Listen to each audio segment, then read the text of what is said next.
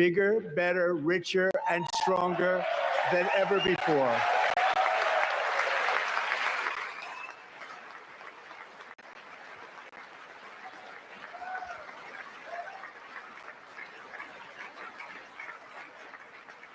Less than 5 months from now, our country will celebrate an epic milestone in American history, the 250th anniversary of our glorious American independence. This July 4th, we will mark 2.5 centuries of liberty and triumph, progress and freedom in the most incredible and exceptional nation ever to exist on the face of the earth. And you've seen nothing yet. We're going to do better and better and better. This is the golden age of America.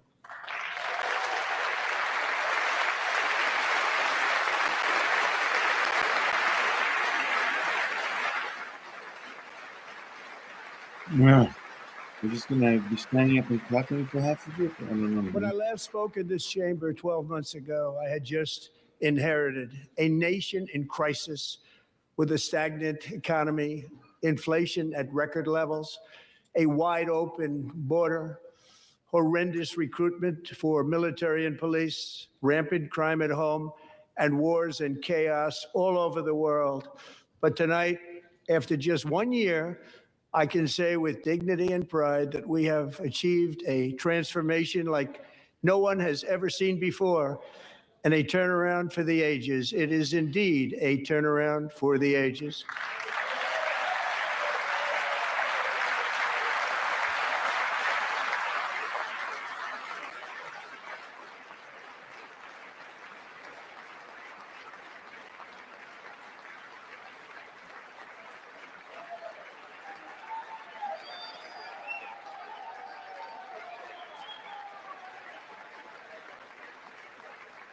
And we will never go back to where we were just a very short time ago. We're not going back.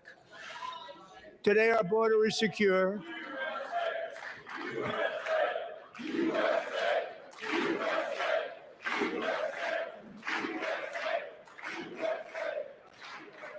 Thank you. Today, our border is secure. Our spirit is restored. Inflation is plummeting. Incomes are rising fast. The roaring economy is roaring like never before. And our enemies are scared. Our military and police are stacked. And America is respected again, perhaps like never before. Okay, so how much of this do you actually believe? And welcome everybody who's watching, whether live or not. But how many of this do you actually believe? How much? After 4 years in which millions and millions of illegal aliens poured across our borders, totally unvetted and unchecked, we now have the strongest and most secure border in American history by far. So what? We're talking about Iran, just about to go to war with Iran, all the assets stacked up, ready to go to war with Iran. Let's get to it. I want to hear what the plan for Iran is. 9 months, 0 illegal aliens have been admitted to the United States. Yeah. Yay, yay, yay.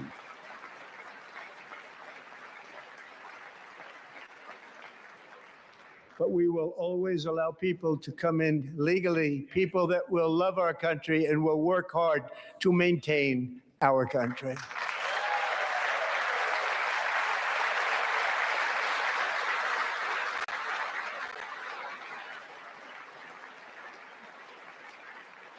The flow of deadly fentanyl across our border is down by a record 56% in 1 year. That means that 44% of it is getting in still. That's a lot. And last year, the murder rate saw its single largest decline in recorded history. This is the biggest decline, think of it, in recorded history, the lowest number in over 125 years, year 1900. In fact, substantially before my wonderful father, I had a wonderful father, Fred, before he was born. Substantially before he was born. That's a long time ago. He wouldn't like me to say that, but that's a long time ago. The Biden administration and its allies in Congress gave us the worst inflation in the history of our country. But in 12 months, my administration has driven core inflation down to the lowest level in more than 5 years. And in the last 3 months of 2025, it was down to 1.7%.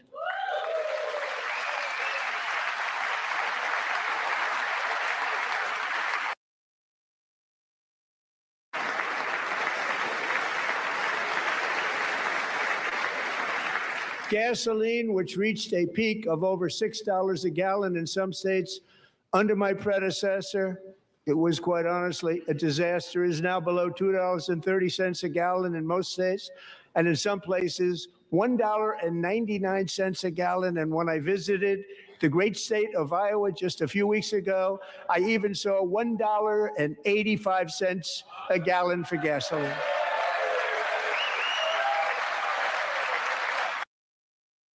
Right, but you know what? It doesn't make a damn bit of difference when you tell us what's going to happen with Iran. Nothing matters. Nothing matters. And the annual cost of a typical new mortgage is down None of almost it. $5,000 just since I took office. 1 year.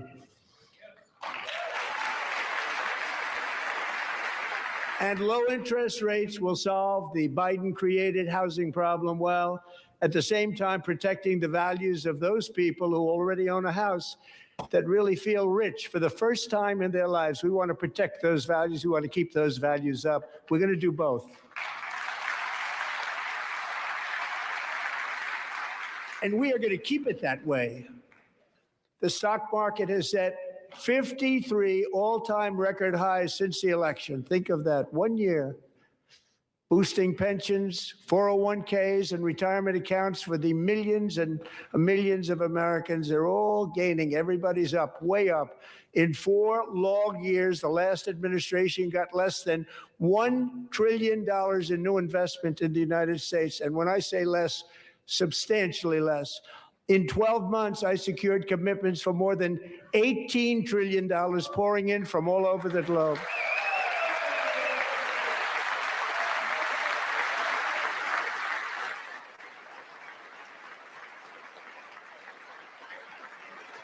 Think of it, much less than $1 trillion for 4 years versus much more than $18 trillion for 1 year. What a difference a president makes.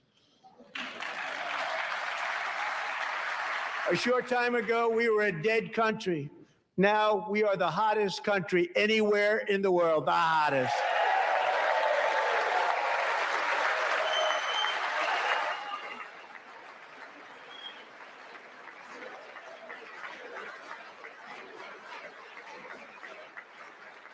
As thousands of new businesses are forming and factories, plants, and laboratories are being built, we have added 70,000 new construction jobs in just a very short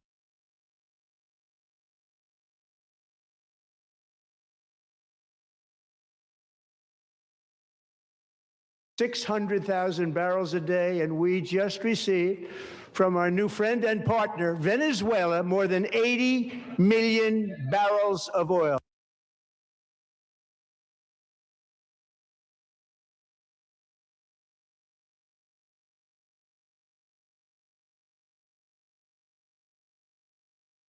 Production is at an all-time high because I kept my promise to drill, baby, drill.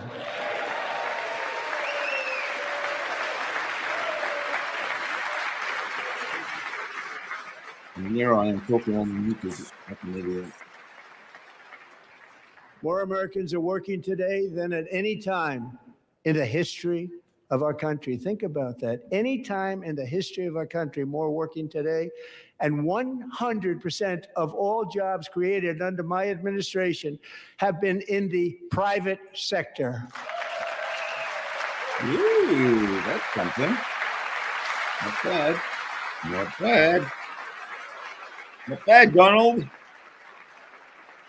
We ended DEI in America. Woo!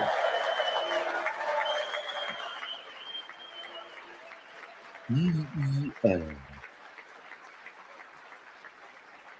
We cut a record number of job-killing regulations, and in 1 year, we have lifted 2.4 million Americans, a record, off of food stamps.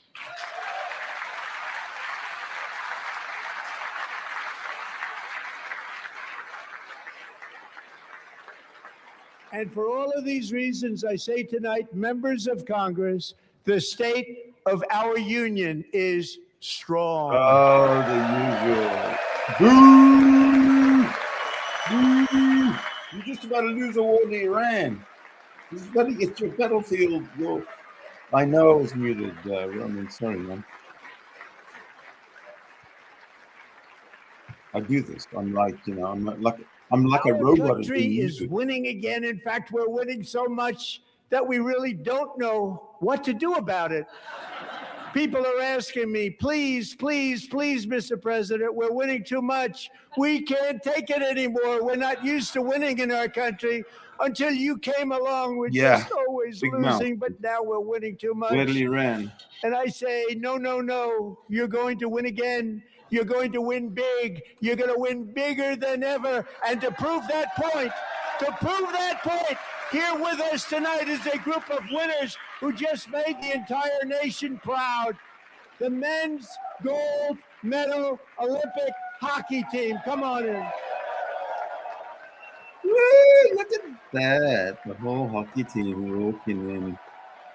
Oh, don't they look confident? They do not.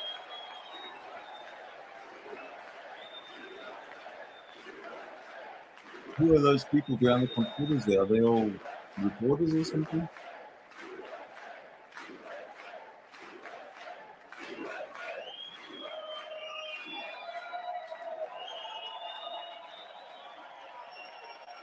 Okay, good. Let's get to Iran. You guys want to get to Iran? I do. But I guess we got to wait for this first.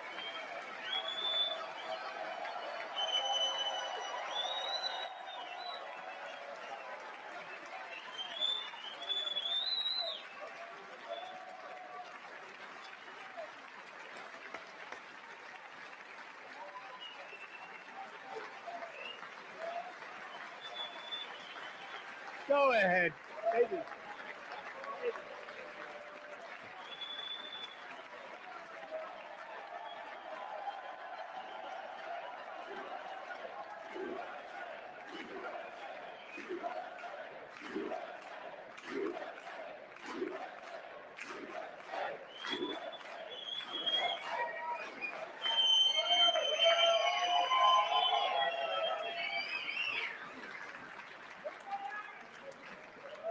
That's the first time I've ever seen them get up.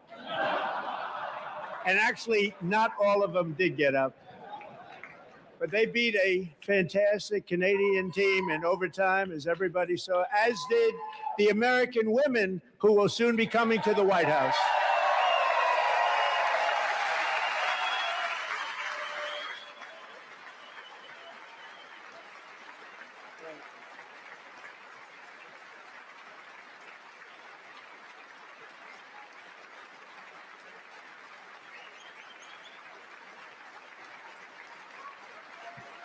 All right, hockey. Let's get to Iran. Who wants to get to Iran?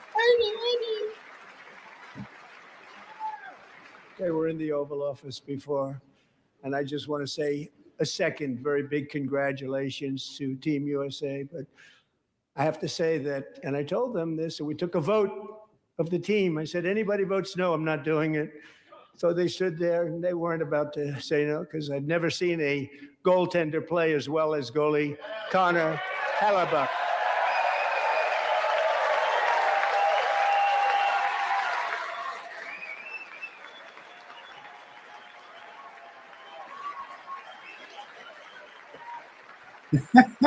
Look at him enjoying himself. All right.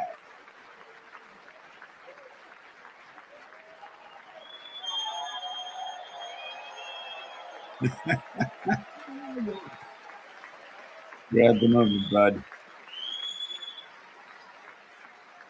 Think of it, 46 shots on goal, and I asked him, The one shot, the one where you put your stick in the back and it hit the neck of your stick and bounced off.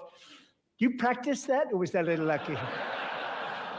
He refused to answer that question. But I just want to tell you that the members of this great hockey squad will be very happy to hear, based on their vote and my vote, and in this case, my vote was more important, that I will soon be presenting Connor with our highest civilian honor, which we will be given and which has been given to many athletes over the years. But when I say many, not too many, like 12, it's called the highest civilian honor in our country, the Presidential Medal of Freedom.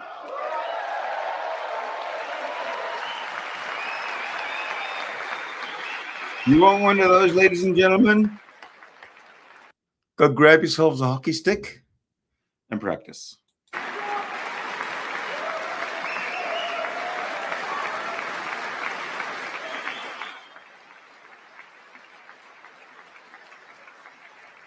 Great athletes have gotten that, very great, the best. And I thought he deserved it. And I did take a vote, every single one of them. I said, I'm not giving it if anybody goes no. And every single one of them rapidly put up their hand. So I want to thank you. What a special job you did. What special champions you are. Thank you very much. I like soccer.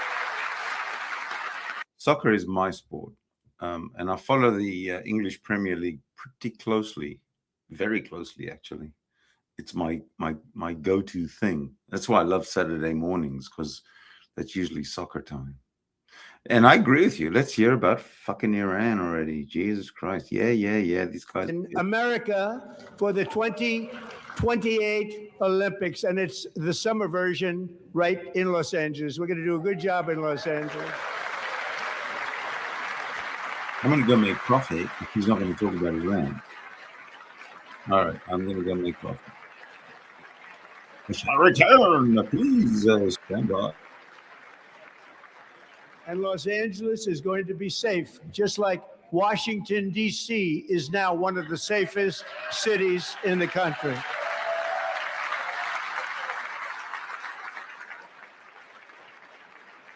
And this year, and I must say I got them both. I got them in the first term, and I was disappointed because I didn't think I'd be the president when this happened. But strange things took place, and now I've got them because I got the Olympics and I got the 2026 FIFA World Cup, and I wanted to claim the 250th, but I didn't get away with that one. I couldn't claim that one for myself. But we're getting the World Cup, so we have the World Cup and the Olympics coming, and that is exciting news.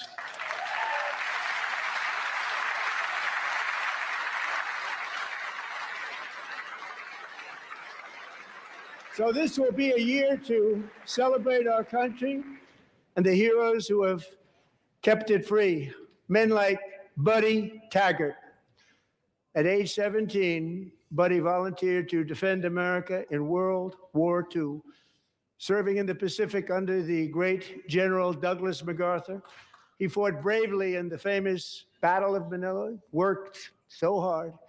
He was badly wounded and almost killed by enemy machine guns in Luzon. And 81 years ago this month, he liberated the largest internment camp in the Philippines, one of the largest anywhere in the world.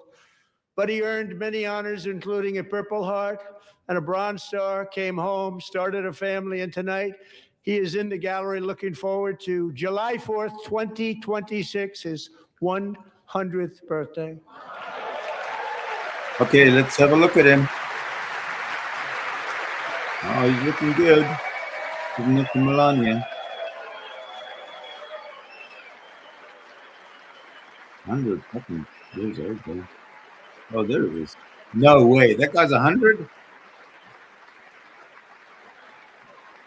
Put it next to J.D. Vance's wife. I forget her name.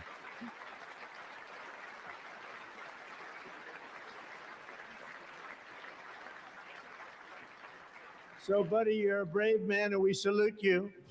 Even in times of challenge, setback, and immense heartache, the spirit of 1776 has always shone through very brightly. It was July 4th of last year when floodwaters tore through a girls' summer camp in Central Texas. One of the worst things I've ever seen. I was there, rising 26 feet in the matter of minutes, tragically claiming many, many lives. You all remember that one? As the waters threatened to sweep her away, 11-year-old Millie Kate McClament closed her eyes and prayed to God. She thought she was going to die. Those prayers were answered when Coast Guard rescue swimmer Scott Ruskin descended from a helicopter above. Nobody knew where he came from. It was Scott's first ever rescue mission. Young guy, but very brave, very, very top, always top in his class. And he lifted not just Millie Kate, but 164 others to safety. Oh, yeah. 100 on the flat.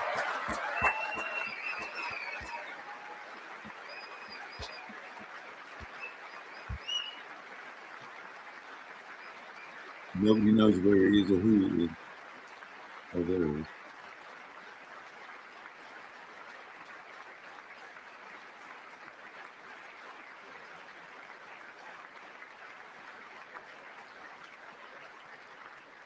People watched Scott from a distance, and they couldn't believe what they were seeing. The winds were blowing, the rain was pouring, everything was going, and that rapid water, nobody's ever seen anything like it. They said, wow, that's something. Tonight, Scott and Millie Kate are here together, reunited for the very first time. Thank you, Scott, Millie Kate.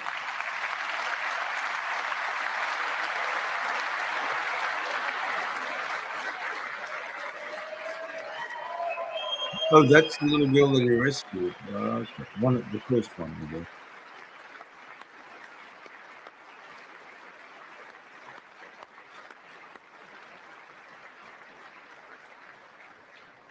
And Petty Officer Ruskin, I'm pleased to inform you that I am now awarding you the Legion of Merit for extraordinary heroism, which is what it was, extraordinary heroism. Thank you.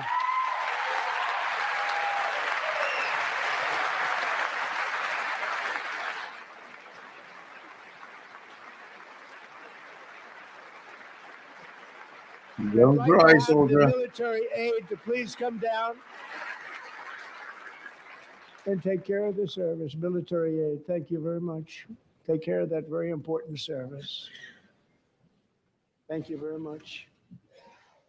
From 1776 to today, every generation of Americans has stepped forward to defend life, liberty, and the pursuit of happiness.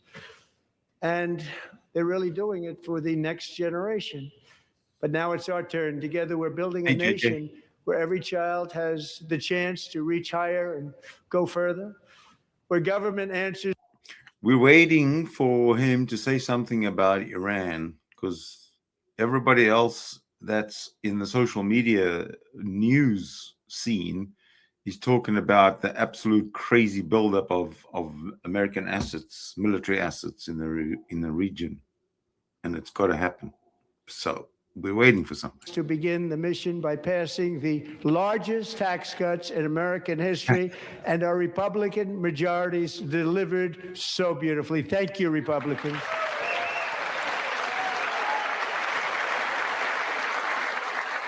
Look, whoa. Look at the people on the Democrat side that actually get up and clap. There's this woman here in the front, in the red dress. All Democrats, every single one of them, voted against these really important and very necessary, massive tax cuts.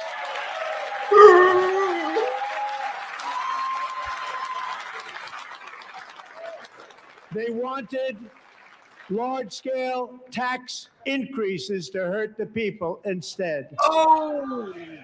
But we held strong, and with the great, big, beautiful bill, we gave you no tax on tips, no tax on overtime, and no tax on Social Security for our great seniors.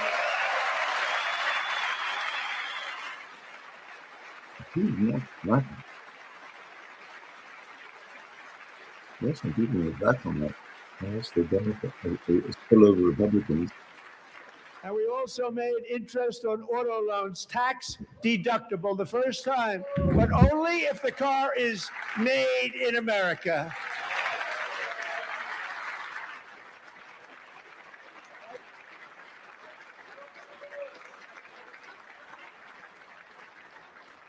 Recently in Pennsylvania, I met Megan Hemhauser, a devoted mom who's homeschools her children, beautiful, 2 children, during the day while waiting tables at night as her husband works overtime operating very heavy equipment. Megan is here this evening and she's happy to tell you that she is so much richer because with no tax on tips, no tax on overtime, and her expanded child tax credit done again by Republicans, Megan and her husband will take home more than $5,000 extra just for the year, cutting her tax bill in more than half. No, come on, stand up and Megan, clap. please stand up. We're fighting for you, Megan.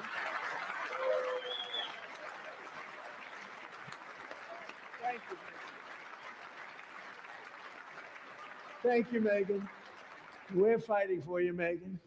Under our bill, parents like Megan can also activate their children's brand new Trump accounts. And I didn't name it. I did not name that. Okay, whatever. So, your military friends, JJ, are saying there's nothing happening. Okay. Sultans of Swing, your taxes went up. All right. This is something that's so special and has taken off and gone through the roof. Millions will be pre-funded courtesy of the U.S. Treasury and private individuals like Michael and Susan Dell, who have donated $6.25 billion to fund the Trump accounts for 25 million American children. They're great people. That's not bad, eh? Where are they? I wouldn't show my face if I was worth that much money. I would want total privacy. Bye-bye. When I asked Michael Dell, how do you make all that money? He said, well, I just sat on my dorm in school and I made computers and I'd sell them to people. And I just kept selling and selling and selling. And pretty amazing story. That's called the American dream. He sold a lot of computers, a lot of those laptops. So I congratulate him on that. But I really thank him and Susan, as well as others like Brad Gerstner, a very tremendous guy. He was behind it. Right. Well, what's a hell of a lot more important than knowing who donated what money to who is the good news that my coffee is ready. I'm going to get it. So with modest additional contributions, these young people's accounts could grow to over $100,000 or more by the time they turn 18. Think of it. How much money is that for somebody that started with nothing? Over 100,000, could be much more than that. To make this investment in our children's future, go to TrumpAccounts.gov, TrumpAccounts.gov. And a lot of people are doing it. They're setting every record in the book. It's popular. They knew what it was going to take. I'm so proud of them. I'm so proud of the people that got it started. And now it's just taken off. One of the primary reasons for our country's stunning economic turnaround, the biggest in history, where the Dow Jones broke 50,000 4 years ahead of schedule, and the S&P hit 7,000, where it wasn't supposed to do it for many years, were tariffs. I used these tariffs, took in hundreds of billions of dollars to make great deals for our country, both economically and on a national security basis. Everything was working well. Countries that were ripping us off for decades are now paying us hundreds of billions of dollars. They were ripping us so badly, you all know that. Everybody knows it. Even the Democrats know it. They just don't want to say it. And yet these countries are now happy, and so are we. We made deals. The deals are all done. And they're happy. They're not making money like they used to, but we're making a lot of money.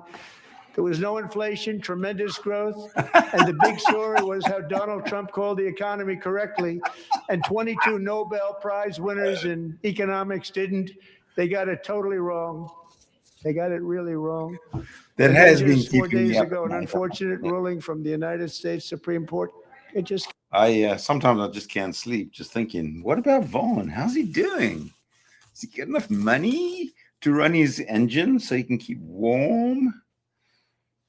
Save up for a shower? No, that's not going to happen. right, Scott? Knowing that the legal power that I, as president, have to make a new deal could be far worse for them, and therefore they will continue to work along the same successful path that we had negotiated before the Supreme Court's unfortunate involvement. So despite the disappointing ruling, these powerful country saving, it's saving our country, the kind of money we're taking in, peace protecting. Many of the wars I settled was because of the threat of tariffs. I wouldn't have been able to settle them without. Will remain in place under fully approved and tested alternative legal statutes. And they have been tested for a long time. They're a little more complex, but they're actually probably better, leading to a solution that will be even stronger than before. Congressional action will not be necessary. It's already time-tested and approved.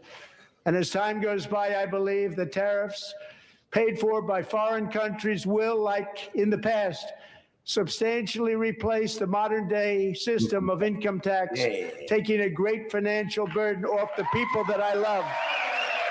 Well done. It sounds good, whether it's true or not, whether it's going to work or not. This is good. Right? Sounds good. What are we doing here? Moving We're falling forward, disarray. factories, jobs, investment, and trillions of dollars will continue pouring into the United States of America because we finally have a president who puts America first, to put America first. You keep saying that trillions and trillions and trillions of dollars are pouring into the United States of America. Then why isn't he using it to pay down the debt, to send $500 billion to Ukraine and Israel and make the world a better place? Guy's nuts. To immigration, everything was stolen and rigged in order to drain the wealth out of the productive, hardworking people. He's definitely let Israel down, and I think he's a bit loony at times. If he doesn't do anything about Iran, then he's definitely a loser. Open borders for everyone. They poured in by the millions and millions from prisons, from mental institutions. They were murderers, 11,888 murders. They came into our country. You allowed that to happen. And record-setting inflation that cost the typical family $34,000 in just a speck of time. Now, the same people in this chamber who voted for those disasters suddenly used the word affordability, a word they just used it. Somebody gave it to them, knowing full well that they caused and created the increased prices that all of our citizens had to endure. You caused that problem. You caused that problem. You did.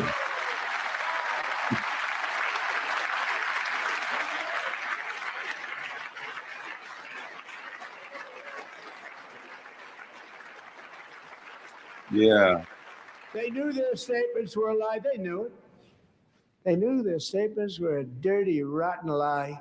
Their policies created the high prices. Our policies are rapidly ending them. We are doing really well. Those prices are plummeting downward.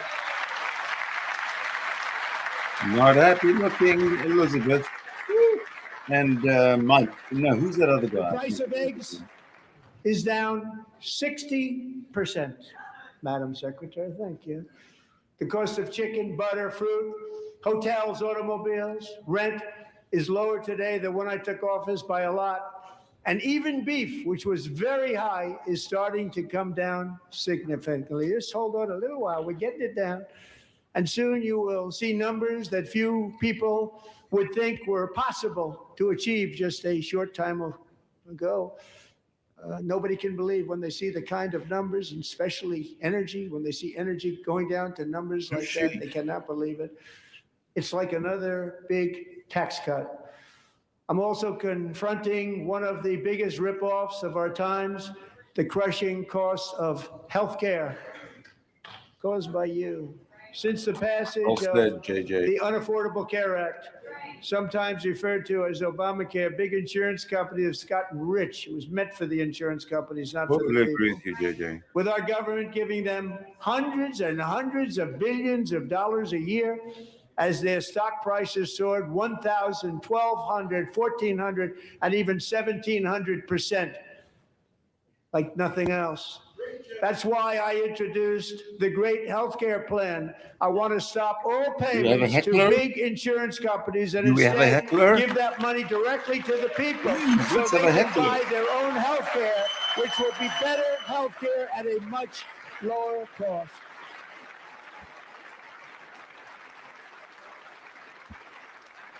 Who's that guy with a cane who heckled last time? I want to see him again. In addition, my plan requires maximum price transparency. That's a big deal. Sounds so simple, so big. And I did that in my first term, and the Democrats immediately terminated it with full knowledge that they were doing a very bad thing for the people. Costs were going to go way up, and that's what happened. And now I'm bringing them way down on health care and everything else. I'm also ending the wildly inflated cost of prescription drugs like has never happened But before. you heard all this. I mean, you know, this is like a summary of months and months and months and months of previous speeches. Other presidents tried to do it, but they never could. They tried. Most didn't try, actually. But they tried. They said they tried. They couldn't do it. They didn't even come close.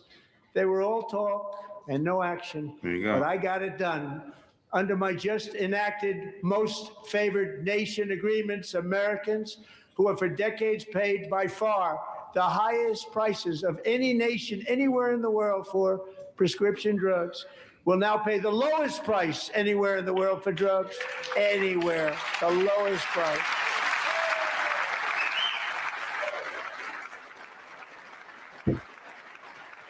I don't know. So in my first year of the second term, should be my third term, but strange things happen. I took Fading them. prescription drugs, I love it when a you very troll. big part of healthcare, from the highest price in the entire world to the lowest. That's a big achievement. The result is price differences of 300, 400, 500, 600% and more, all available right now at a new website called TrumpRx.gov. And I didn't name that one either, by the way.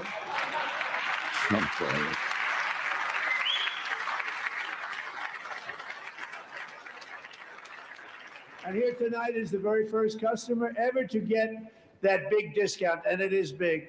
Catherine Rayner. For 5 years, she and her husband have struggled with infertility, and they turned to IVF. One drug has been costing Catherine $4,000 to purchase. But a few weeks ago, she logged onto the Trump RX website and got that same drug that cost $4,000, got it for under $500, a reduction of much more, actually, than $3,500. Catherine, we are all praying for you, and you're going to be a great mom.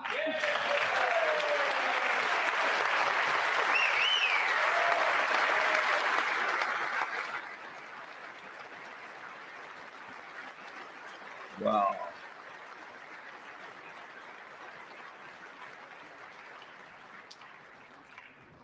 So now I'm calling on Congress to codify my most favored nation program into law. Now, the one thing I'm not sure it matters because it's going to be very hard for somebody that comes along after me to say, let's raise drug prices by 700 or 800%. But John and Mike, if you don't mind, codify it anyway. They may do it. Codify it anyway. Thank you. Many Americans are also concerned that Energy demand from AI data centers could unfairly drive up their electric utility bills. Tonight, I'm pleased to announce that I have negotiated the new Ratepayer Protection Pledge. You know what that is? We're telling the major tech companies that they have the obligation to provide for their own power needs. They can build their own power plants as part of their factory so that no one's prices will go up. And in many cases, prices of electricity will go down for the community, and very substantially down. This is a unique strategy never used in this country before. We have an old grid. It could never handle the kind of numbers, the amount of electricity that's needed. So I'm telling them they can build their own plant. They're going to produce their own electricity. It will ensure the company's ability to get electricity while at the same time lowering prices of electricity for you, and could be very substantial for all of you cities and towns. You're going to see some good things happen over the next number of years. Another pillar of the American dream that has been under attack is home ownership. With us tonight is Rachel Wiggins, a mom of two from Houston. She placed bids on 20 homes and lost all of those bids to gigantic investment firms that bypassed inspection, paid all cash, and turned those houses into rentals, stealing away her American dream. She was devastated. Stories like this are why last month I signed executive order to ban large Wall Street investment firms from buying up into thousands single-family homes. Who wants to hear about Israel's annexation of Judea and Samaria while Trump was giving his State of the Union speech? Oh, I'd love that. We want homes for people, not for corporations. Corporations are doing just fine. Racel, thank you very much. Good luck with your home. You'll get one soon. Who gets the cut? We're also working to make it easier for Americans to save for retirement. And under this administration, we will always protect Social Security and Medicare. They are not protecting it for our seniors. We will always protect Social Security, Medicare, Medicaid.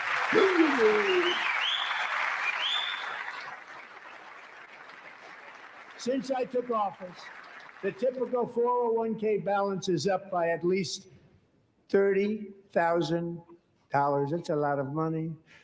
We have millions and millions of people, because the stock market has done so well, setting all those records. Your 401ks are way up. Yet half of all of working Americans still do not have access to a retirement plan with matching contributions from an employer. To remedy this gross disparity, I'm announcing that next year my administration will give these often forgotten American workers, great people, the people that built our country, access to the same type of retirement plan offered to every federal worker. We will match your contribution with up to $1,000 each year. As we ensure that all Americans can profit from a rising stock market, let's also ensure that members of Congress cannot corruptly profit from using insider information. Well, obviously.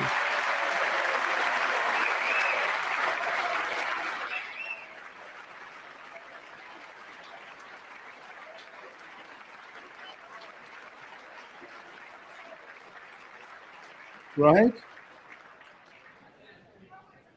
They stood up for that. I can't believe it. I can't believe it. Did Nancy Pelosi stand up if she's here? Doubt it. Pass the Stop Insider Trading Act without delay.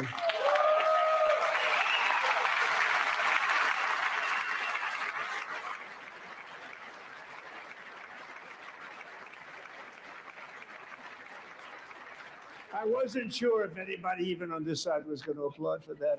I'm very impressed. Thank you. I'm very impressed.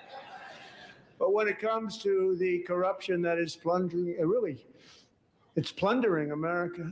There's been no more stunning example than Minnesota, where members of the Somali community have pillaged an estimated $19 billion from the American taxpayer. We have all the information. And in actuality, the number is much higher than that.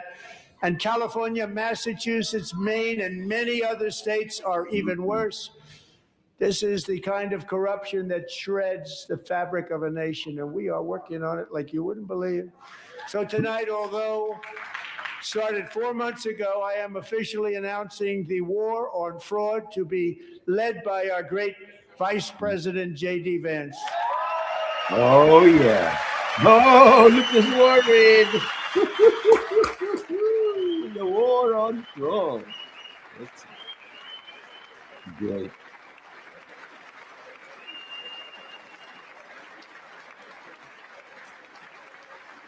We'll get it done. And if we're able to find enough of that fraud, we will actually have a balanced budget overnight. It'll go very quickly. That's the kind of money you're talking about. We'll balance our budget. The Somali pirates who ransacked Minnesota remind us that there are large parts of the world where bribery, corruption, and lawlessness are the norm, not the exception. Importing these cultures through unrestricted immigration and open borders brings those problems right here to the USA. And it is the American people who pay the price in higher medical bills, car insurance rates, rent, taxes, and perhaps most importantly, crime. We will take care of this problem. We're going to take care of this problem. We are not playing games. Delilah. Oh, baby. Good. I love this part. I love. Delilah Coleman Yeah, he said was Somali only pirates 5 in years Minnesota. old in June 2024 when a 18-wheel tractor trailer plowed into her stopped car traveling at 60 miles an hour or more. The driver was an illegal alien let in by Joe Biden and given a commercial driver's license by open borders politicians in California. Doctors said Delilah would never be able to walk or talk, have a good life. She wouldn't even be able to eat again. But against all odds, she is now in the first grade learning to walk. And she's here this evening with her dad, Marcus, a fantastic man. Delilah, please, you are a great inspiration. Please stand up.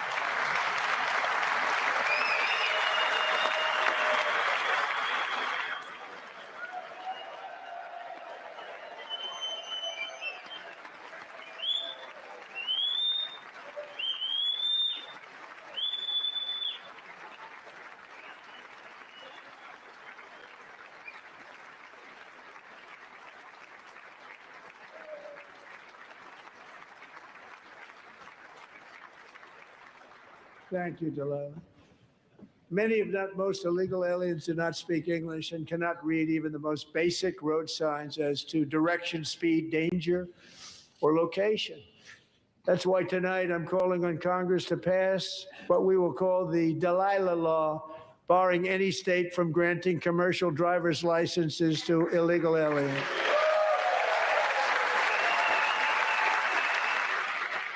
Say it, baby. Say it.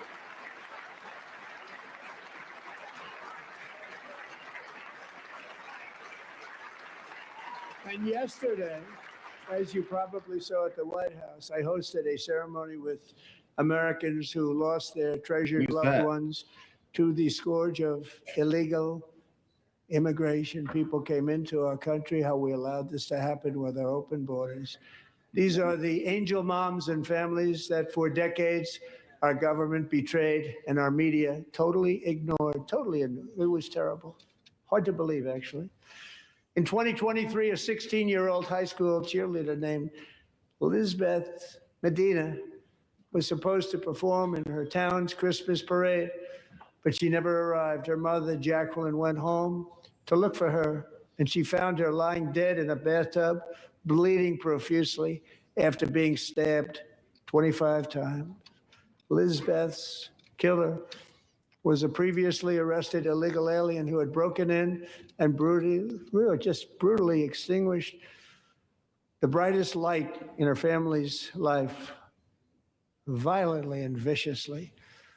Her heartbroken mother is in the gallery to remind everyone in this chamber exactly why we are deporting illegal alien criminals to our country at record numbers, and we're getting them the hell out of here fast. We don't want them. Yeah, look at the Democrats. I can't believe they want illegal aliens in their country. They want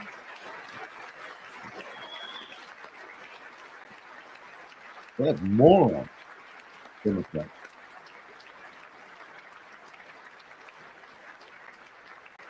Thank you very much, Jacqueline. Thank you. We can never forget that many in this room not only allowed the border invasion to happen before I got involved, but indeed they would do it all over again if they ever had the chance. If they ever got elected, they would open up those borders to some of the worst criminals anywhere in the world. The only thing standing between Americans and a wide open border right now is President Donald J. Trump and our great Republican patriots in Congress. Thank you. Thank you.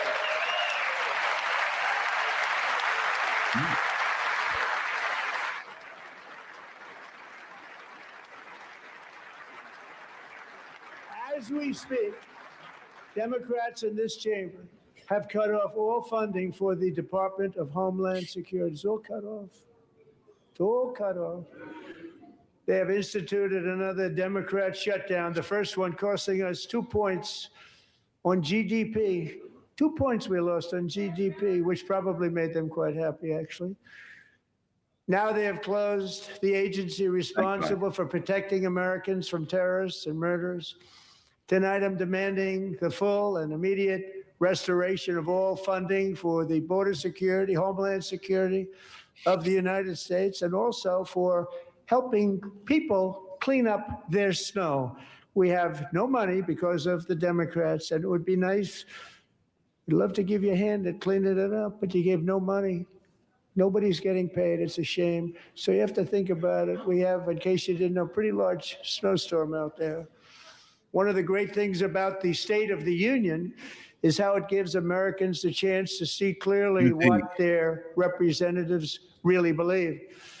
So tonight, I'm inviting every legislator to join with my administration in reaffirming a fundamental principle. If you agree with this statement, then stand up and show your support.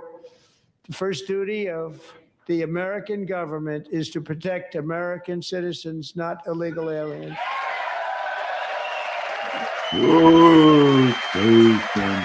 Oh, look at the Democrats.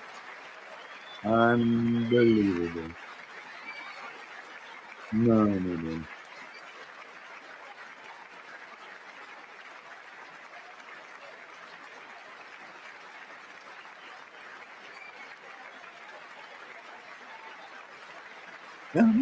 Look at him.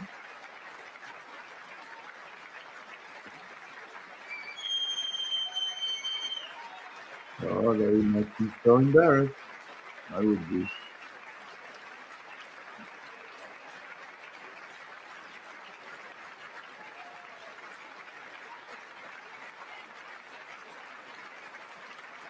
Oh, that's pretty good. JJ? That's good.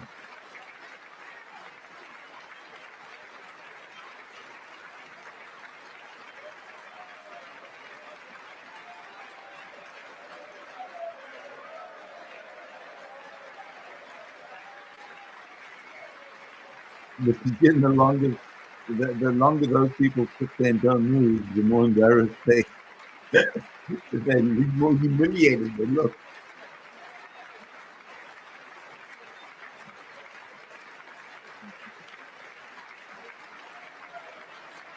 Oh, this is funny. It's hilarious. Look at this. He's waiting for them to stand.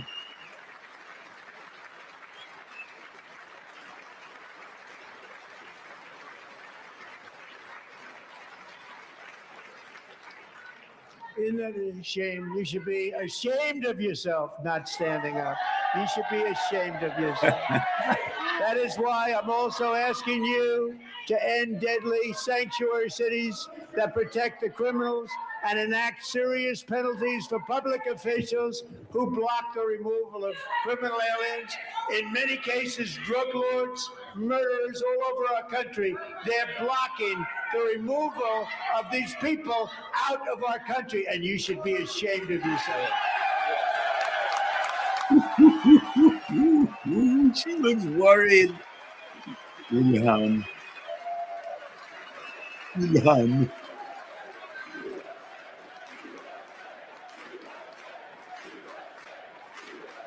This is hilarious. Excuse me.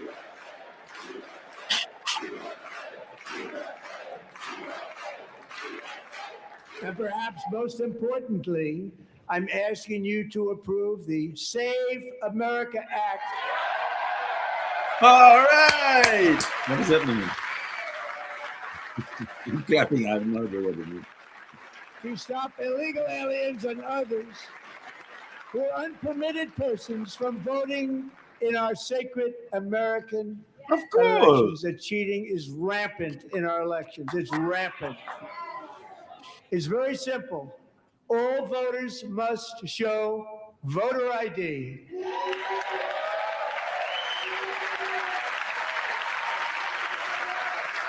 Yes, I totally agree with it. I mean, I'm Canadian and we got to do that here. Why shouldn't they do that there? All voters must show proof of citizenship in order to vote. No Muslims in North America. And no more crooked mail-in ballots except for illness, disability, military, or travel. None. I agree with that one too. And this should be an easy one. And by the way, it's polling at 89%, including Democrats. 89%. Democrats are getting crushed by this. And even the new communist mayor of New York City, I think he's a nice guy, actually. Speak to him a lot. Bad policy, but nice guy. Just said they want people to shovel snow. They got hit hard. Wants them to shovel snow, but if you apply for that job, you need to show 2 original forms of ID and a Social Security card. Yet they don't want identification for the greatest privilege of them all, voting in America. No, it's no good. That's funny. No good. Both Republicans That and is Democrats overwhelmingly agree on the policy that we just enunciated. And Congress should unite and enact this common sense, country-saving legislation right now, and it should be before anything else happens. Yes. I'll support that. As the 51st state, I have a say. Me? I have a say.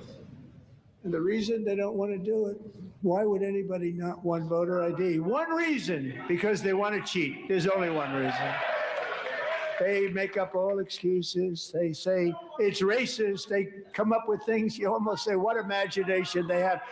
They want to cheat. They have cheated. And their policy is so bad that the only way they can get elected is to cheat. And we're going to stop it. We have to stop it, John.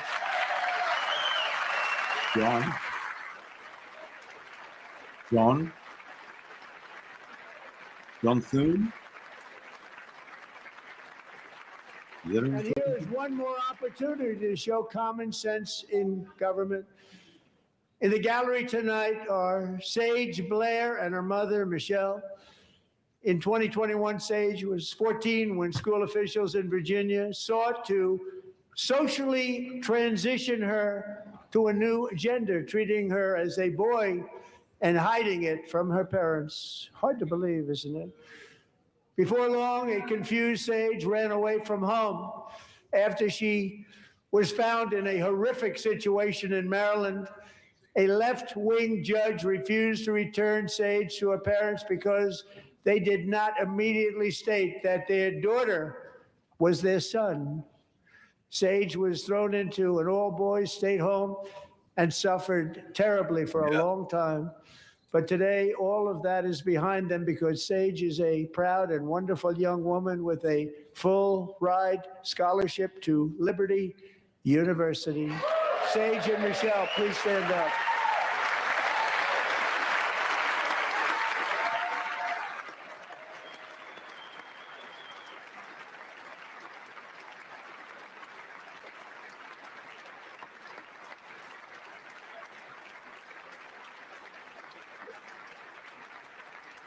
The girl again, I guess, no? And thank you for your great bravery. And who can believe that we're even speaking about things like this? 15 years ago, if somebody was up here and said that, they'd say, what's wrong with him? And now we have to say it because it's going on all over numerous states without even telling the parents. But surely we can all agree no state can be allowed to rip children from their parents' arms and transition them to a new gender against the parents' will. Who would believe that we're even talking about this? We must ban it, and we must ban it immediately. Look at the Democrats sitting there. Wow. Wow. Look, nobody stands up. These people are crazy. I'm telling you, they're crazy.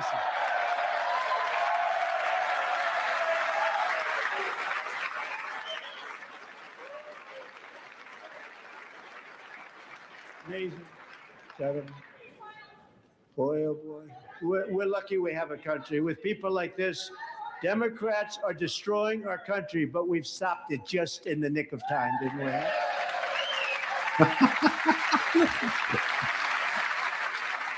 What a defeated looking bunch. No one cares more about protecting America's youth than our wonderful First Lady. Now a movie star. She's a movie star. Can you believe it? Who would have believed that? Over the past year, she has had an incredible impact championing AI legislation, advancing a landmark executive order on foster care, and helping secure $30 million to launch the Melania Trump Foster Youth to Independence Initiative. It's a tremendous, really a tremendous thing that happened and had a lot of bipartisan support. She gets much better bipartisan support than I do. I get none. She gets a lot. Someday you're going to have to tell me how you did that. And students and educators in every state have joined the First Lady's efforts in the presidential AI challenge, keeping America's next generation positioned to succeed and strongly succeed in the future. Tonight, we welcome two young people whose lives reflect the First Lady's impact, Sierra Burns and Everest Nevermont. Thank you both. And Melania, thank you. I know how hard you worked on it. Thank you very much.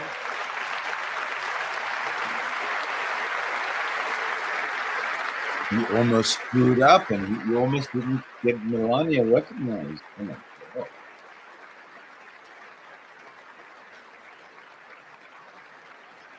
That was a mistake. Trump error number one. Number one. Oh. I'm very proud to say that during my time in office, both the first 4 years and in particular this last year, there has been a tremendous renewal in religion, faith, Christianity, and belief in God. Oh no. Tremendous renewal. No. Okay. Let's see what the Democrats do. Do they sit down? Oh, finally. Finally, I agree with him. This is especially true among young people, and a big part of that had to do with my great friend, Charlie Kirk, a great guy, great man.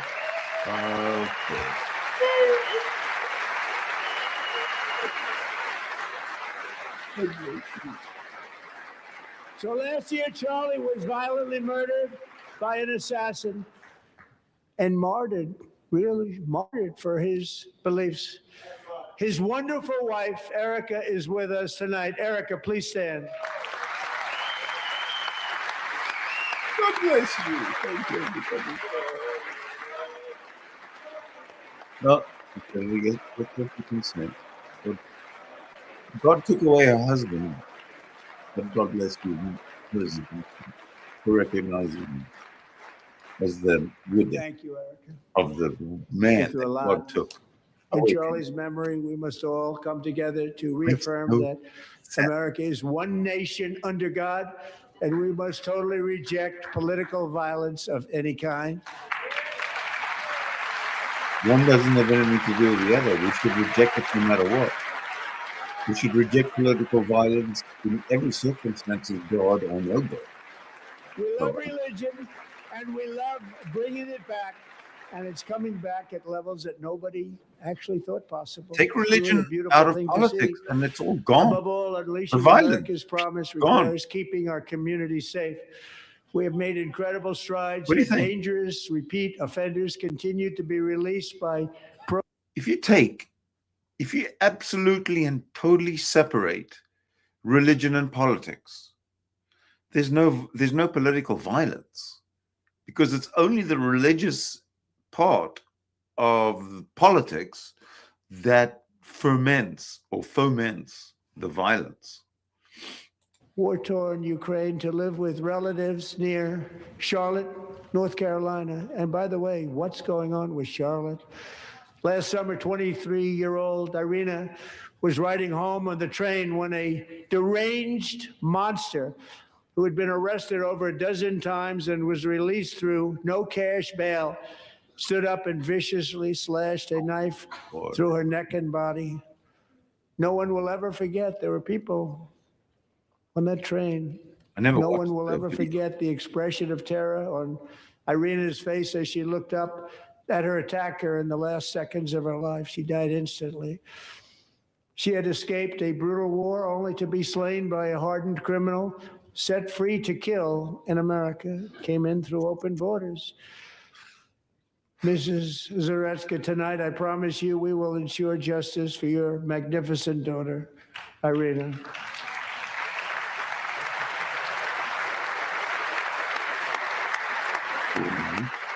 oh, the God bless you again from Erica Kirk. She does that every. That's what she says. God bless you. God bless you. God bless you. Empty word.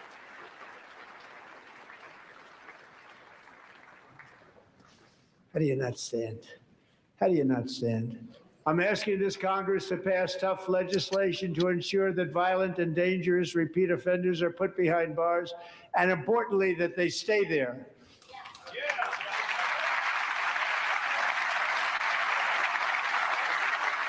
See, that's common sense. The rascal standing up. Starting last summer, I deployed our National Guard and federal law enforcement to restore Who's she? law and order to our most dangerous cities, including Memphis, Tennessee, big success, New Orleans, Louisiana, big success, and our nation's capital itself, Washington, D.C., where we have almost no crime anymore in Washington, D.C. How did that happen?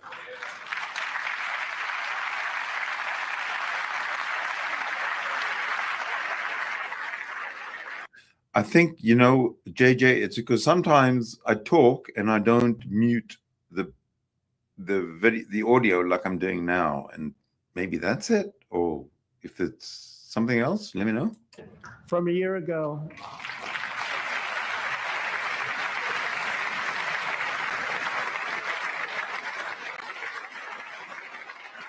Oh, the sooner the better. Just the They don't sooner like the to hear better. that.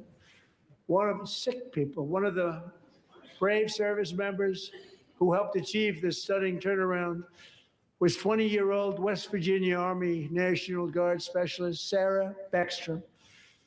After a 4-month deployment, she voluntarily extended her service, and her rank was going to be lifted. She was doing so well. They were so proud of her. But the very next day, she was on patrol near the White House when she was ambushed and shot in the head by a terrorist monster from Afghanistan. Shouldn't have been in our country. And all because she wore the uniform of our nation. She was shot. He traveled here because he didn't like people wearing our uniform. He was sick and deranged, shouldn't have been in our country. Sarah Beckstrom died in order to defend our capital, and we are honored to be joined by her wonderful parents, Gary and Eva Lee. Your daughter was a true American patriot, and she will be greatly missed. She was a great person. I saw reports on her that never see anything like her.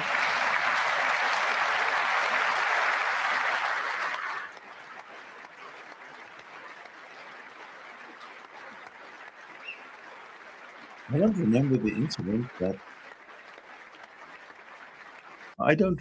incident that He's talking about.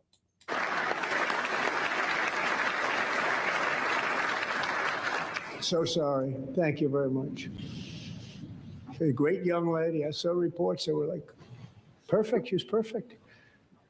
Serving alongside Sarah that day was Staff Sergeant Andrew Wolf. The terrorist shot Andrew in the head, and no one thought he could possibly make it. The two of them, Sarah and Andrew, both shot violently in the head. Neither was expected to make it. They weren't even given a chance, except his wonderful mother, named Melody, who I spoke to the same night, and she was so positive. The doctors thought that Andrew was gone, but his mother said, no, Mr. President, Andrew will be fine. He's going to make it. I've never seen anything like it. I mean, he was given almost no chance. She said, I have no doubt, sir, he's going to be okay. This was a conversation that I had with her that night, with her son laying helplessly in bed, blood all over. Everybody is praying, she said, sir, he will be okay. The doctors didn't understand what she was saying. And after looking at the results of the damage done, neither did I. She was so strong and conclusive that even Andrew's great father felt she didn't really understand the gravity of the situation. But she turned out to be right. Right, Melanie? She turned out to be right. well done, Melanie.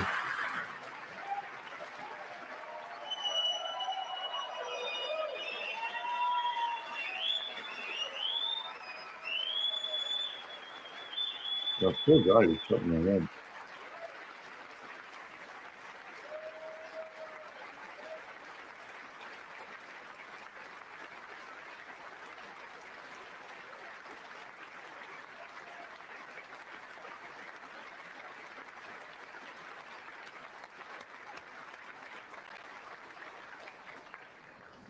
Amazing, actually.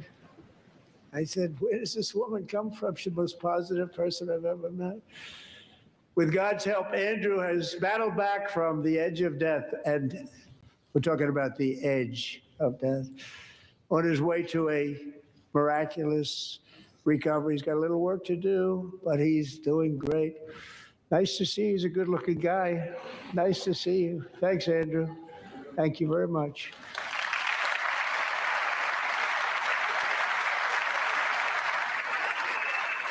Oh, finally, a Democrat stands up. Oh, wow.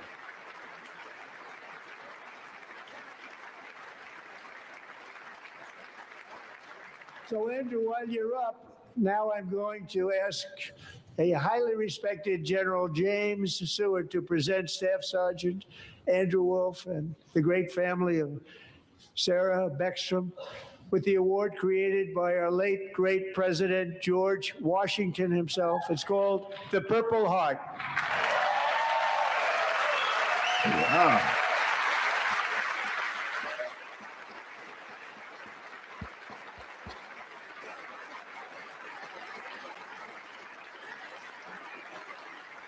That's for being wounded in battle, right?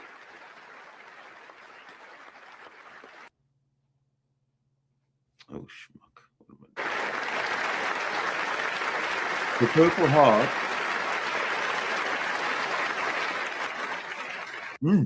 The Purple Heart is for being wounded in battle, I believe.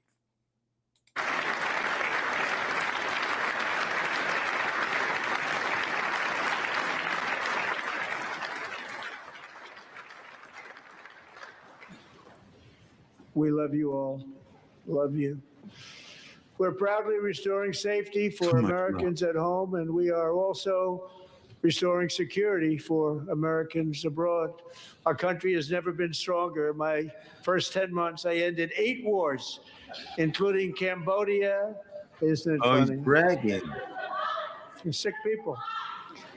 Cambodia and Thailand, Pakistan and India would have been a nuclear war. 35 million people said the Prime Minister of Pakistan would have died if it were not for my involvement. Kosovo and Serbia, Israel and Iran, Egypt and Ethiopia, Armenia and Azerbaijan, the Congo and Rwanda, and of course the war in Gaza, which proceeds at a very low level. It's just about there. And I want to thank Steve Witkoff and Jared Kushner for your help. Thank you, Steve. Thank you, Jared.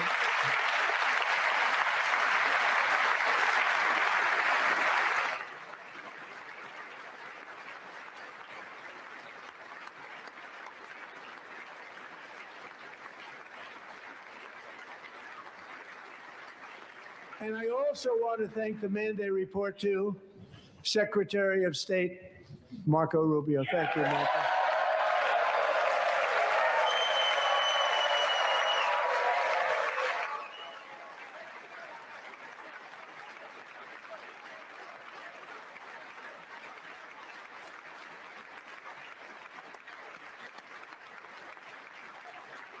People don't like you.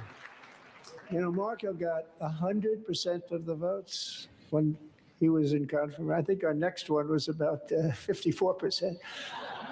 And some of the Democrats are now saying, I can't believe we approved that guy. And he said it's an honor that they feel that way, right, Marco? You have done a great job, great Secretary of State. I think he'll go down as the best ever.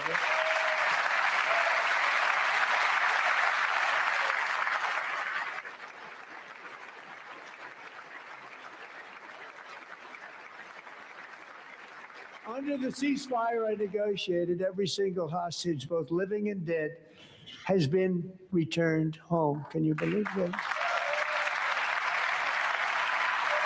Again, just a summary of months and months and months of news. So what? Nobody thought it was possible. Nobody thought that was possible. Both living and dead. And those parents who had a dead son, their boy, they'd always tell me their boy, they wanted him as much as though he were living.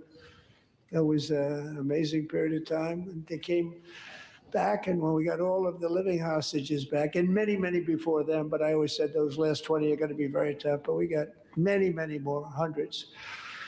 But I said those last 20 are going to be tough. We got them back. But we only got back 14 or 15 of the dead, of the 28. And believe it or not, Hamas worked along with Israel, and they dug and they dug and they dug. It's a tough thing to do, going through bodies all over, passing up 100 bodies sometimes for each one that they found. Tough job. And they finally got it back to 27. And then Steve and Jared, they got it back to 28. They found all 28. Nobody thought that was possible, but we did it. And I remember the family of the 28th. They were so grieved, but they were so happy as it's possible to be. They had their boy back. The mother said, "Sir, we have our boy back." What a period of time that was, but we got them all back. So thank you both very much. Great job.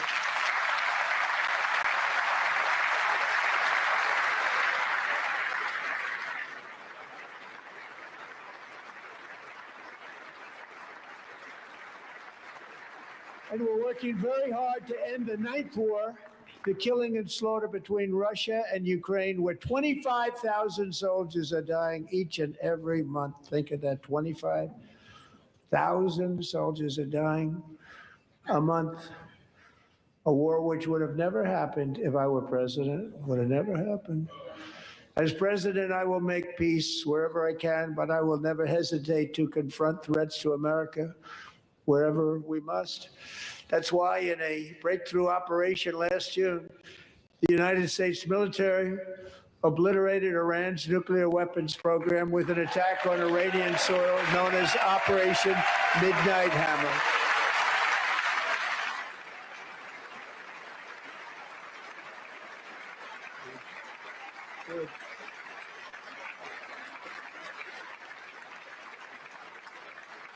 For decades, it had been the policy of the United States never to allow Iran to obtain a nuclear weapon.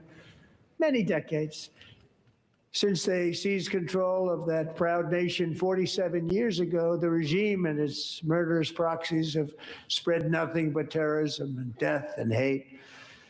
They've killed and maimed thousands of American service members and hundreds of thousands and even millions of people with what's called roadside bombs. They were the kings of the roadside bomb.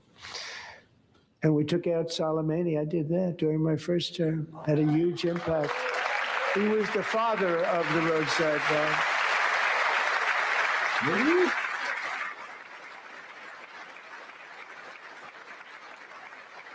No.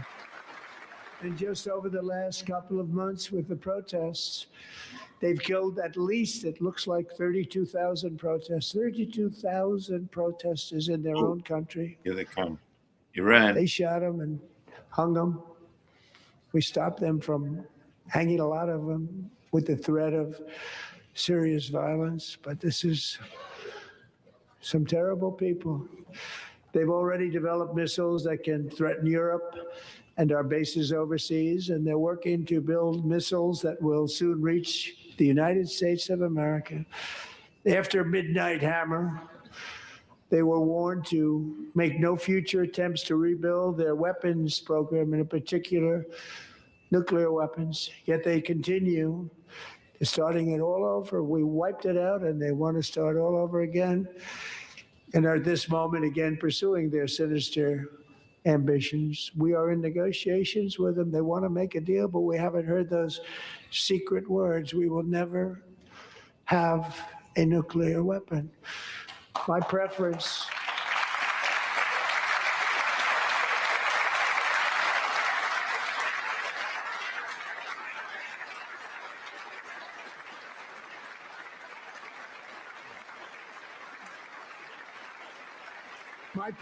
is to solve this problem through diplomacy. But one thing is certain, I will never allow the world's #1 sponsor of terror, which they are by far, to have a nuclear weapon. Can't let that happen. What about them?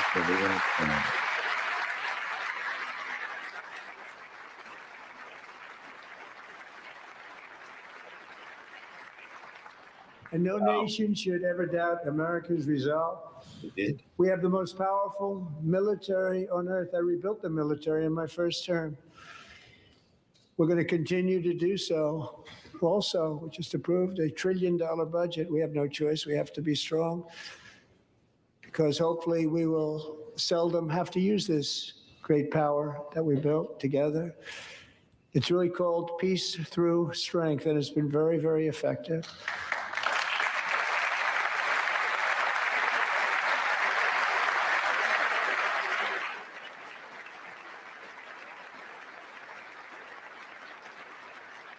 So thanks to Republicans in Congress who are investing that record number of dollars, have no choice, in the United States Armed Forces.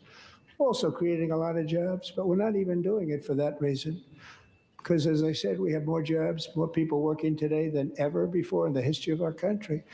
And NATO countries are friends and allies. They are. They're our friends and they're our allies. Have just agreed at my very strong request to pay 5% of GDP for military defense rather than the 2%, which they weren't paying. We were paying for almost all of NATO. Now they're paying 5 as opposed to not paying 2.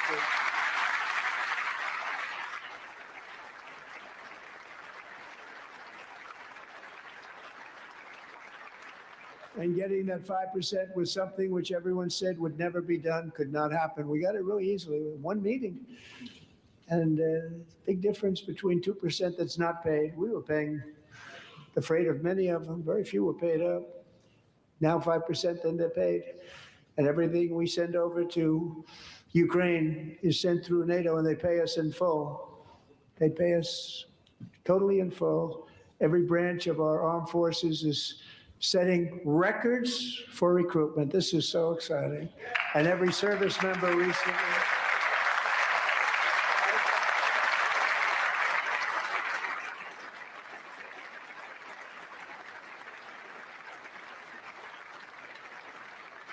And every service member recently received a warrior dividend of $1,776. Oh, I remember that. I remember him announcing that. You know, they put it in my desk. We got the money from tariffs and other things, a lot of money we have. We have much more money than people understand. Have to rebuild that program a little bit, but it won't take long. But we got the money, and it was $1,775, and they wanted my approval. And I said, what's the number? $1,775. I said, wait a minute, for one more dollar, we can have $1,776. It's going to, I said, we're going to figure that. I never asked anybody if we could afford it. One more dollar, I said $1,776. And I said, that's good. And I'll tell you what, our military, that was 4 months ago, our military, I never see a person in the military that doesn't thank me for it. So we're honored to do it. They deserve it. And we call it 1776. It was great. And we love our military. We love our law enforcement. We love our firemen. You know, the firemen don't get mentioned enough. We love our firemen. We're also...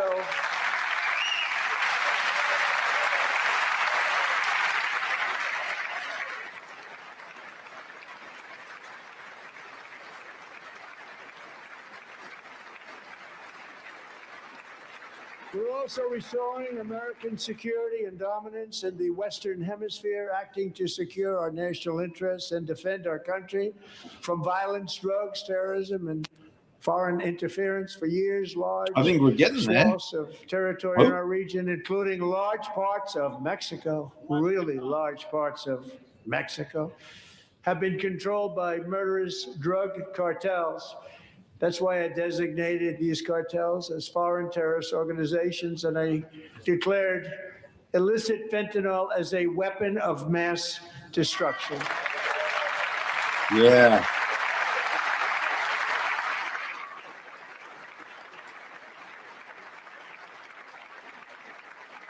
And with our new military campaign, we have stopped record amounts of drugs coming into our country and virtually stopped it completely coming in by water or sea. You probably noticed that. We very seriously damaged their fishing industry also. Nobody wants to go fishing anymore. We've also taken down one of the most sinister cartel kingpins of all. You saw that yesterday. In January,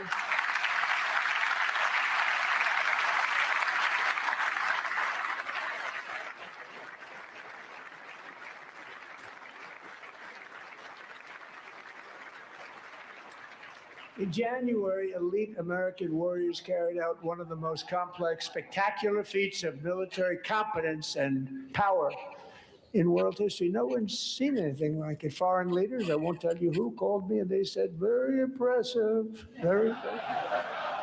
They couldn't believe, they all watched, they saw what happened. This is a different fighting force that we had years ago when we fought to tie. You know, it's a great fighting force. I'm so proud of it. Look at Space Force is my baby, because we did that. My baby is becoming so important. Do you think he'll say anything about Iran in this speech at all? Or is he just going to pat his back on stuff that he's done or wants to do?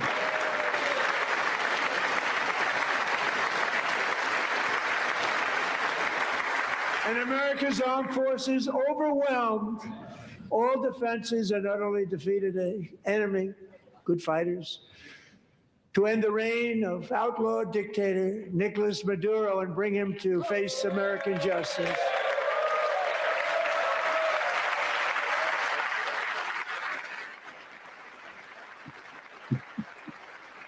And this was an absolutely colossal victory for the security of the United States, and it also opens up a bright new beginning for the people of Venezuela.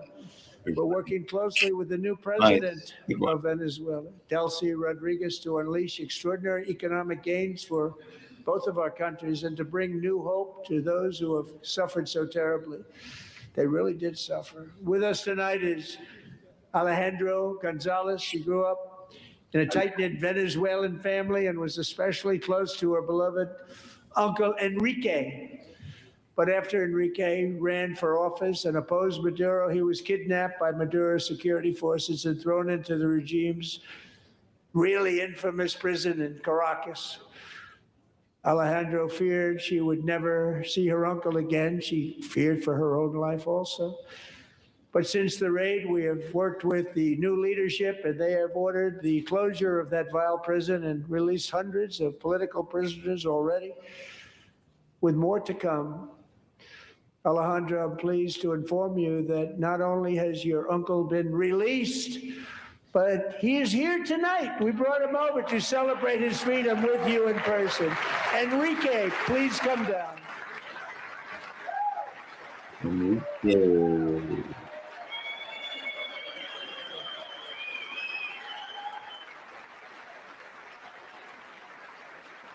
What do you need to do? Okay.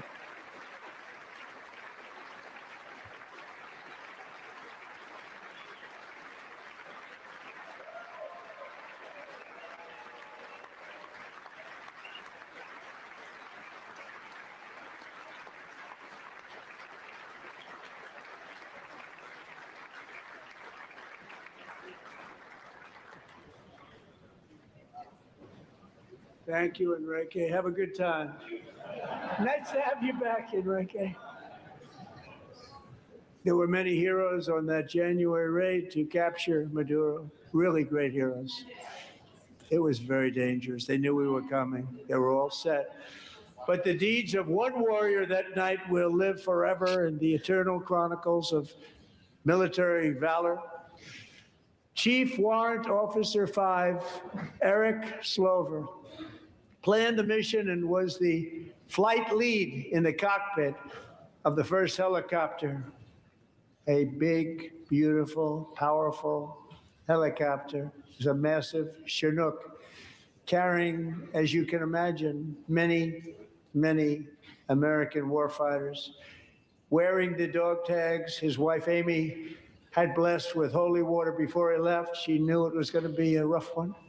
Eric steered the Chinook under the cover of night and descended swiftly upon Maduro's heavily protected military fortress. This was a major military installation, protected by thousands of soldiers and guarded by Russian and Chinese military technology.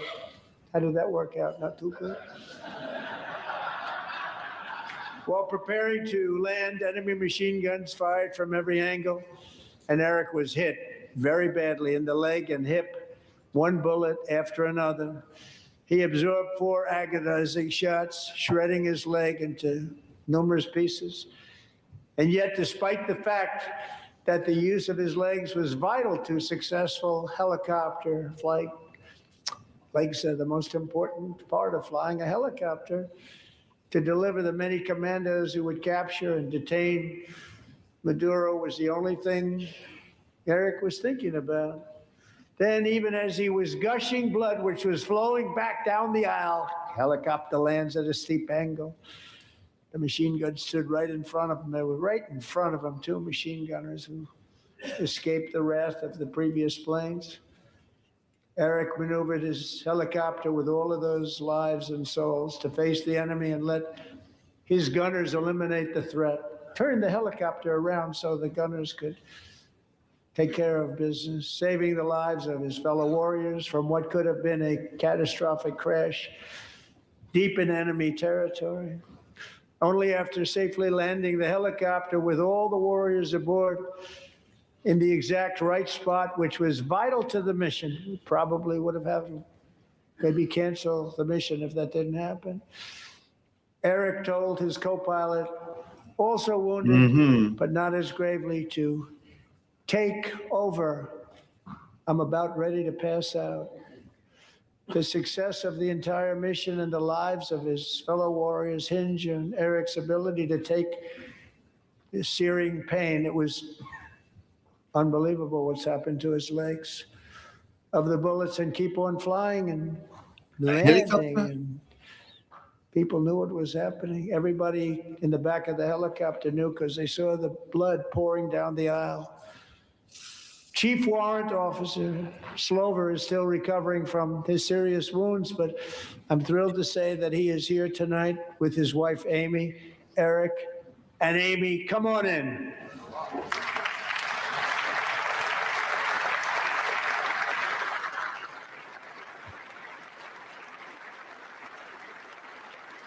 All right, then.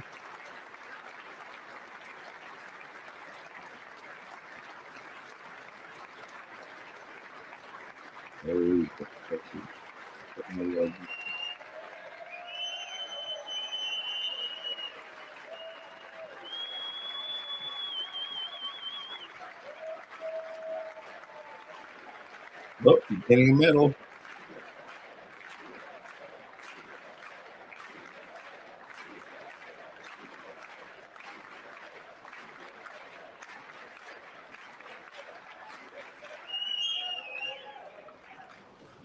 So we have a surprise for Eric and Amy. In recognition of Eric's actions above and beyond the call of duty, I would now like to ask General Jonathan Braga to present Chief Warrant Officer Slover with our nation's highest military award, the Congressional Medal of Honor.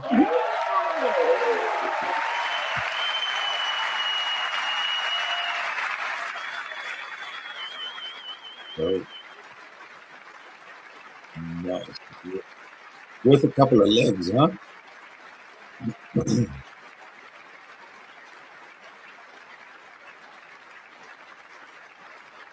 Would you give up your legs for one of those blue medals on a? Would you?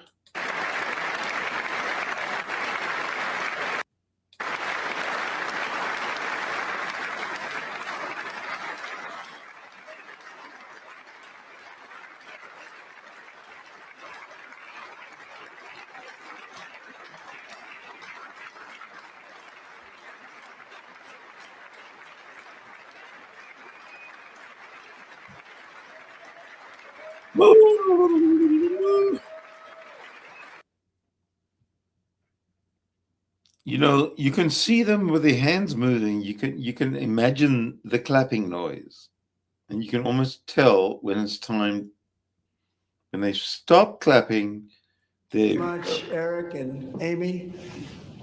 Great to get to know you. I met with them and with a lot of their fellow warriors at Fort Bragg recently. You notice the name Fort Bragg. We have it back. We brought it back. We won the First World War with it, the Second World War with it, and then they decided to change the name. So we changed it back. Everybody wanted to change back too.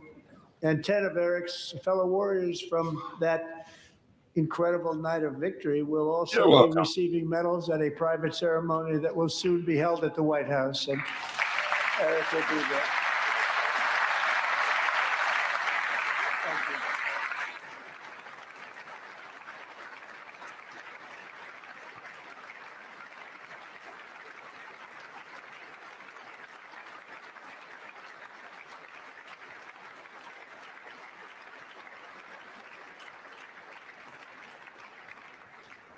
Thank you. Thank you, Eric. That's a big one. Tonight we've celebrated many truly help us extraordinary American patriots, but there is one last living legend to honor before we go. He is one more heroic American aviator, Navy fighter pilot. Royce Williams served in World War II, Korea, Vietnam, flying more than 220 missions. In the skies over Korea in 1952, Royce was in the dogfight of a lifetime, legendary dogfight. Flying through 19 blizzard conditions, his squadron was ambushed by 7 Soviet fighter planes. It was his first aerial combat of the war, and despite being massively outnumbered and outgunned, Royce led the Oh, yes. takedown of 4 enemy jets and almost destroyed the others, vanquishing his adversaries while taking 263 bullets 19. to his own plane and being seriously hurt. His story was secret for over 50 years. He didn't even want to tell his wife, but the legend grew and grew. But tonight, at 100 years old, this brave Navy captain is finally getting the recognition he deserves. He was a legend long before this evening. Royce, please stand up, and I will ask the First Lady of the United States to present Captain Royce Williams with his Congressional Medal of Honor. Oh, nice. Really?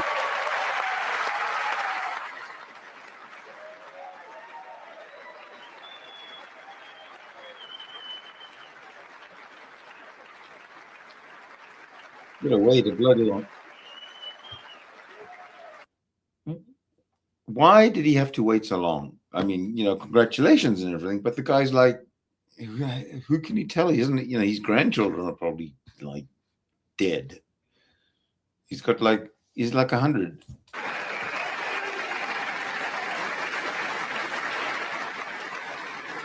Oh, finally, Mark Kelly stands up.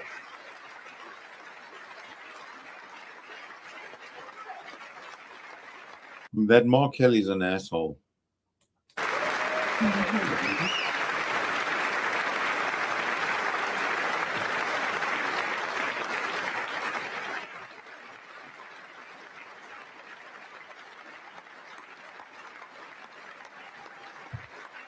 Good work, man.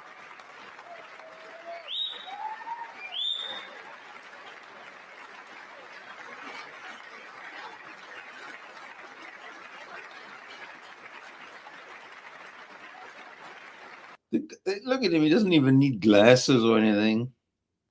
And he did his shit in 1952. That's like 100 years ago.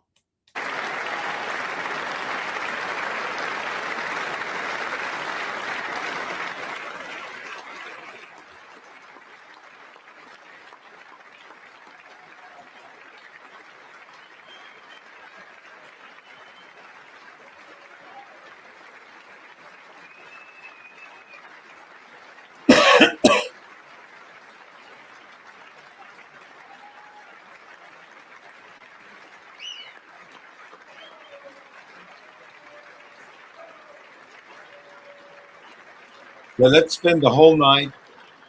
Let's spend the whole night clapping for this guy. Wanted the Congressional Medal of Honor, but I was He should live so long. and I wouldn't know why I'd be taking it, but if they ever open up that law, I will be there with you someday. But that's our highest honor, Congressional Medal of Honor, and that's a big thing, and it's an honor to be in the same room with you. Thank you both very much, Eric. Thank you. No, geez. You've got to be kidding me.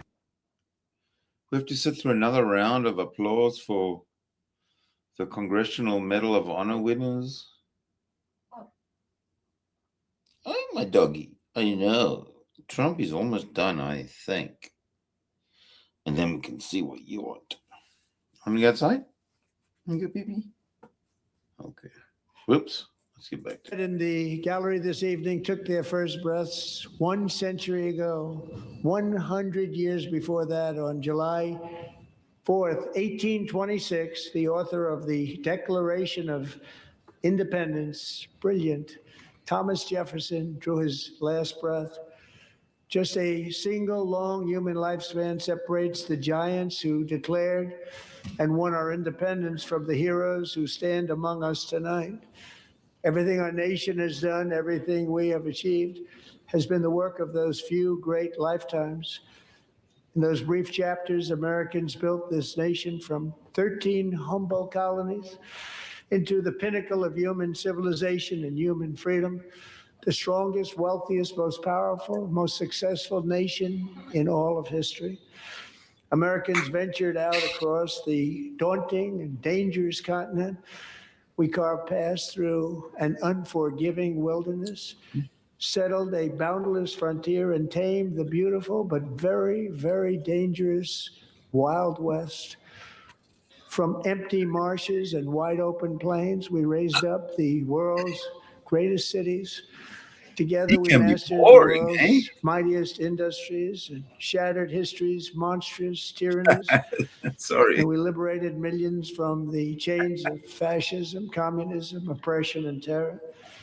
Americans lifted humanity into the skies on the wings of aluminum and steel.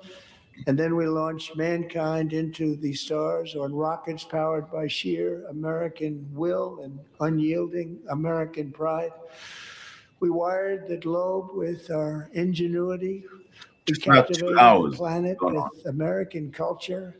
And now we American this, American that. 2 hours later, he hasn't said a word about Iran, at least not the upcoming mission. enduring legacy, unmatched glory of the hardworking patriots who built and defended this country and who still carry the hopes and freedoms on all of humanity's backs.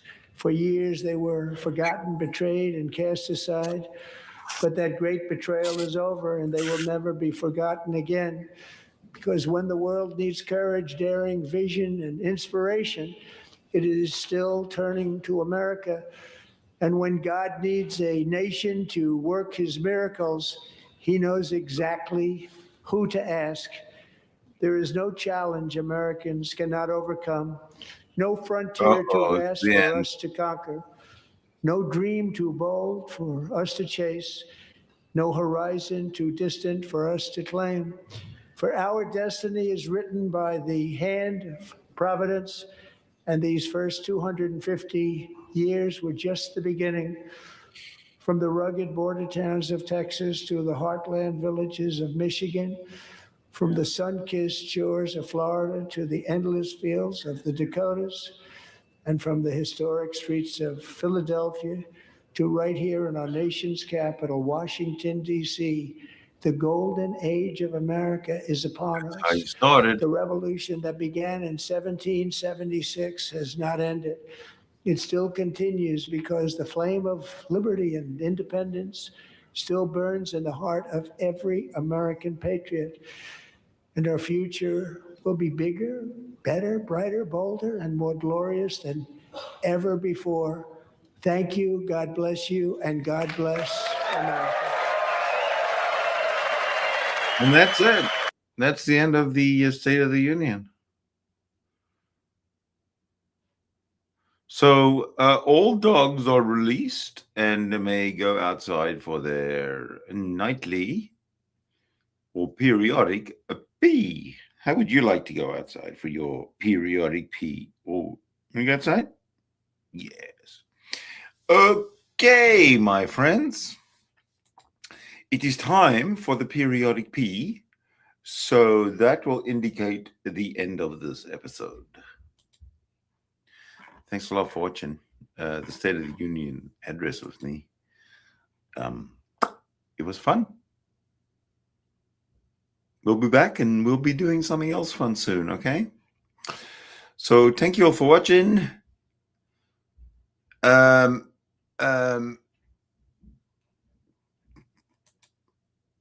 Good night.